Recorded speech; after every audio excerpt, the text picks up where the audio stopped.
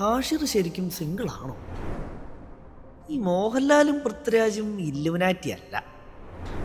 ഇന്നലത്തെ മന്തി അങ്ങോട്ട് ശരിയായില്ല.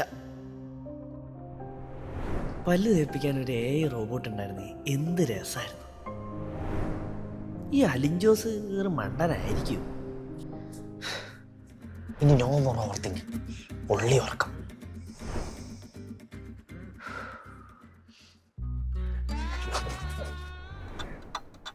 ഉറങ്ങാൻ കിടന്ന എന്തൊക്കെ പേടിക്കണം.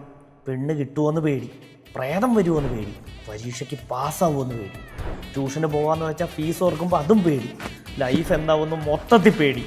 തീർന്ന് ഈ ജീവിതം മടുത്ത്. ഒന്നും തീർന്നിട്ടില്ല.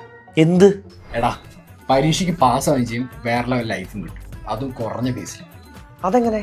ട്രിപ്പിളയുടെ ഗോദ ബാച്ച് +2 പാസ്സാവുന്നല്ല, കിട്ടിയ റിസൾട്ടും കിട്ടും. നമ്മുടെ പേസ് അനുസരിച്ച് പഠിക്കാനുള്ള record classes, YouTube live revision sessions, പോരാത്തതിന് PDF നോട്ട്സ് വേറെ, ക്വസ്റ്റ്യൻ ബാങ്ക്, ഇനിയിപ്പോൾ ഡൗട്ട്സ് ഒന്നും തീർന്നില്ല ഡൗട്ട് ക്ലിയറൻസ് സെഷൻസ് വേറെ.